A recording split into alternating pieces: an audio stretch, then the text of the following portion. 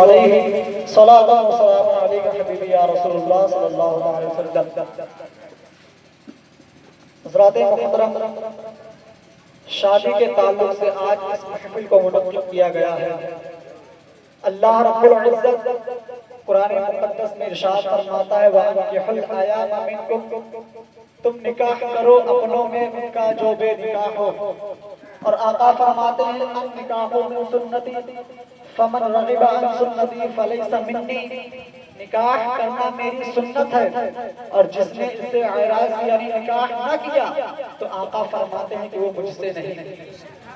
اور ایک دوسرے حدیث پاک میں آتا ہے اذا تزوج العبد فقد اسول نصف الدین فلیتق اللہ نصف الباقی۔ آقا فرماتے ہیں کہ جب بندے کا نکاح ہو جاتا ہے تو اس کا آدھا دین مکمل ہو جاتا ہے۔ فلیتق اللہ نصف الباقی، آقا فرماتے ہیں کہ وہ آدھے دین میں اللہ سے ڈرتا رہتا ہے۔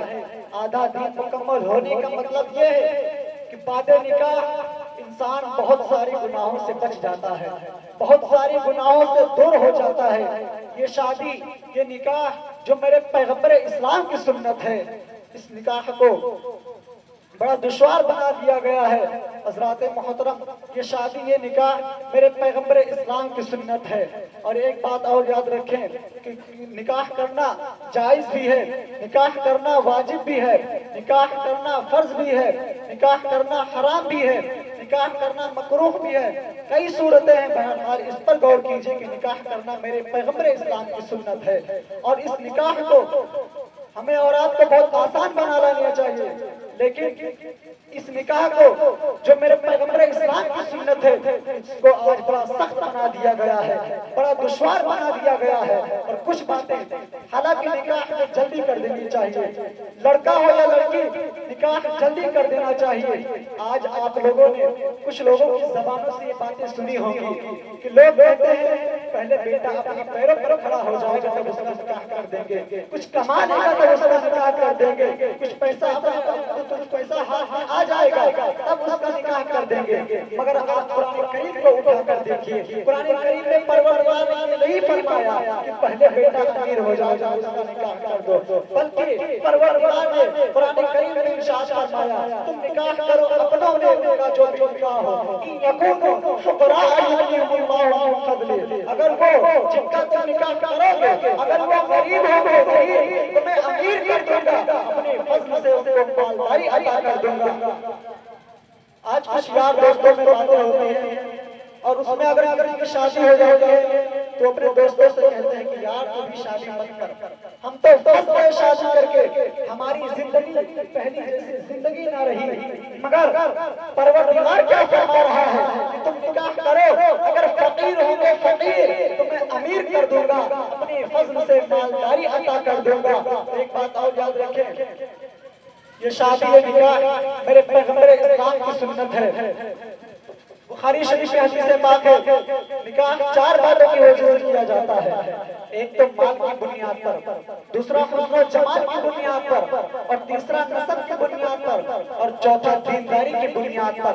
مگر اس حدیث پاک کا یہ مطلب نہیں ہے کہ پہلے تم مال کو بھی دیکھو، تم حسن و جمال کو بھی دیکھو، تم نسب کو بھی دیکھو اور دینداری کو بھی دیکھو، بلکہ مصطفیٰ کے حدیث کا یہ مطلب ہے پہلے تم مال کو نہ دیکھو، پہلے تم حسن و جمال کو نہ دیکھو، پہلے تم نسب کو نہ دیکھو، پہلے تم خاندان کو نہ دیکھو، بلکہ پہلے تم دینداری کو دیکھو۔ حجت الاسلام امام غزالی فرماتے ہیں کہ پروردگار کے جس بندے نے پہلے دینداری کو دیکھا ہے تو پروردگار اسے سب کچھ عطا فرمائے گا، اور جس نے پہلے مال کو دیکھا ہو دینداری کو نہ دیکھا ہو تو ہو سکتا ہے اسے کچھ بھی نہ ملے، ہو سکتا ہے اسے کچھ بھی نہ ملے۔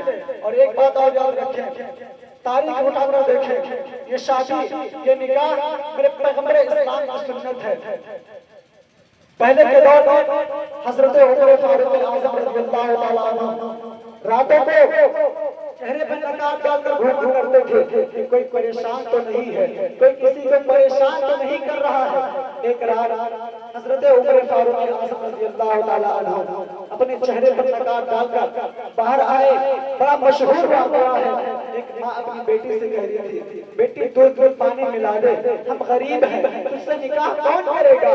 बेटी ने कहा माँ दूध में पानी तो नहीं मिलाऊंगी। कहा उमर मना करते हैं। माँ ने कहा बेटी उमर देख थोड़ी रही है। बच्ची ने कहा कि माँ उमर नहीं देख रहे हैं तो क्या हुआ, लेकिन उमर का तुम्हारा मेरा परवरदिगार तो देख रहा है।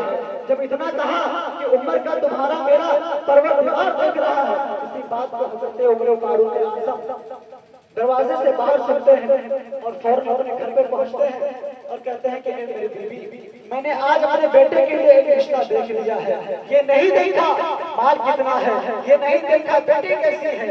बीवी ने कहा ये मेरे शौहर, ये मेरे सरताज, क्या रातों में भी रिश्ते देखे जाते हैं? तो आपने फरमाया कि मेरी बीवी, मैंने कोई दुनियादारी के एतबार से नहीं, बल्कि मैं तो दिल का रिश्ता लेकर आया हूँ। ये शादी हुई बादे निकाह। आपने फरमाया कि बेटे तुझे खुदा की हर नेमत इस घर में मिल जाएगी। बाप का प्यार भी मिलेगा, माँ का प्यार भी मिलेगा, भाई बहन का प्यार भी मिलेगा। बच्चे ने कहा ए उमर फारूक आज़म, आप तो हाकिम वक्त हैं, वक्त के बादशाह हैं, आपने अपने बेटे का निकाह मुझसे कैसे कर दिया? मैं गरीब हूँ, मेरे पास माल और दौलत नहीं है। तो हज़रत उमर फारूक आज़म ने फरमाया कि बेटी यहाँ पर अमीरी और गरीबी की कोई बात नहीं है, बल्कि तो खुदा से डरती है। और सुन, जो खुदा से डरता है अल्लाह रब्बुल इज्जत उसको दुनिया में भी इज्जत अता फरमाता है और बरोज़े महशर भी इज्जत अता फरमाएगा। ज़ाते मोहतरम, दीनदारी बहुत अहम चीज है। एक दिन मेरे आका करीम सल्लल्लाहु अलैहि वसल्लम की बारगाह में चंद औरतों ने सवाल किया, एक बात पूछी कि या रसूलुल्लाह सल्लल्लाहु अलैहि वसल्लम, हमारे शौहर तो जन्नत में जाते हैं, उन्हें क्या मिलता है? पैगंबर इस्लाम ने फरमाया उन्हें शहादत का मर्तबा मिलता है। इतना बड़ा मर्तबा मिलता है कि जब वो परवरदिगार आलम के बारगाह में जब वो जन्नत में जाएंगे तो कहेंगे मौला तेरी जन्नत में इतना मजा नहीं आता है जितना दुश्मन के तलवारों के नीचे आया करता था। औरतों ने कहा या रसूलुल्लाह सल्लल्लाहु अलैहि वसल्लम, फिर तो हमारे शौहरों का मकाम हमसे ज्यादा बढ़ जाएगा, हमें भी इजाजत दीजिए, हम भी जंगों में जाएंगे। तो पैगंबर इस्लाम ने इरशाद फरमाया ए इस्लाम की मुक़द्दस शहज़ादियों, तुम्हें जंगों में जाने की जरूरत नहीं है, बल्कि तुम अपने शौहरों के माल की हिफाजत कर लो, अपने घर के चार दीवारों के अंदर पर्दा रहकर अपनी जिंदगी को गुजारो। जो जो काम परवरदिगार तुम्हारे शौहरों को दुश्मन के तलवार के नीचे अता फरमा रहा है, वही मकाम परवरदिगार तुम्हें तुम्हारे घर के चार दीवारों के अंदर अता फरमाएगा। आप अंदाजा तो लगाइए, घर के चार दीवारों के अंदर वो मकाम मर्तबा परवरदिगार आपको अता फरमाता है। हजरत अबुल अस्वद अद-दौली रात का रहने वाला, एक दिन उसने अपने बेटे से कहा इन्नी अहसनतु लकुम सिगारा व किबार व क़बला अन तुला, यानी ए मेरे बेटो, जब तुम छोटे थे मैंने तुम पर तब भी एहसान किया, जब तुम बड़े हो गए मैंने तुम पर तब भी एहसान किया, और जब तुम पैदा भी नहीं हुए मैंने तुम पर तब भी एहसान किया। जब बात ताजुब में डाल देने वाली है कि नहीं, अगर आज कोई बाप अपने बेटे से कह दे कि जब तुम पैदा भी नहीं हुए मैंने तुम पर तब भी एहसान किया, तो बेटा आंखें फाड़ कर खड़ा हो जाएगा और कहेगा जब मैं पैदा भी नहीं हुआ आपने कैसे एहसान कर दिया। मगर अबुल अस्वद अद-दौली ने जब इतना कहा कि बेटे जब तुम पैदा भी नहीं हुए थे मैंने तुम पर तब भी एहसान किया, बेटे खड़े हो गए और कहने लगे अब्बा जान, मैं छोटा था आपने एहसान किया होगा, मैं बड़ा हुआ आपने एहसान किया होगा, लेकिन अब्बा जान जब मैं पैदा भी नहीं था आपने कैसे एहसान कर दिया। तो हज़रत अबुल अस्वद अद-दौली ने फरमाया बेटो सुनो, जब मेरे निकाह का वक्त आया, मेरी शादी का वक्त आया, तो मैंने दिल में पक्का इरादा कर लिया कि मैं निकाह करूंगा तो किसी दीनदार लड़की से करूंगा, परहेजगार लड़की से करूंगा। तो बच्चों ने कहा अब्बा जान ये तो आपका अपना मकसद था, ये तो आपका अपना फायदा है। तो अबुल अस्वद अद-दौली ने कहा नहीं बेटो, बल्कि तुम्हारे ऊपर मेहरबानी है, तुम्हारे ऊपर मेहरबानी है। तो बच्चों ने कहा अब्बा जान कैसे? तो अबुल अस्वद अद-दौली ने कहा वो ऐसे बच्चों, जब मेरी शादी का वक्त आया, मेरे निकाह का वक्त आया, तो मैंने दिल में इरादा कर लिया कि मैं अगर निकाह करूंगा तो किसी नेक लड़की से निकाह करूंगा, ताकि बाद निकाह जब वो मेरी बीवी बनकर मेरे घर में आएगी और परवरदिगार जब मुझे औलाद अता फरमाएगा तो मेरी बीवी दीनदार होगी, तो अपने औलाद की परवरिश इस्लाम के दायरे में करेगी। हज़रात मोहतरम, میں اپنی گفتگو کو یہیں سے ختم کرتا ہوں. پروردگار عالم سے دعا ہے کہ مولا جو کچھ ہمارے بولنے میں یا آپ لوگوں میں سننے میں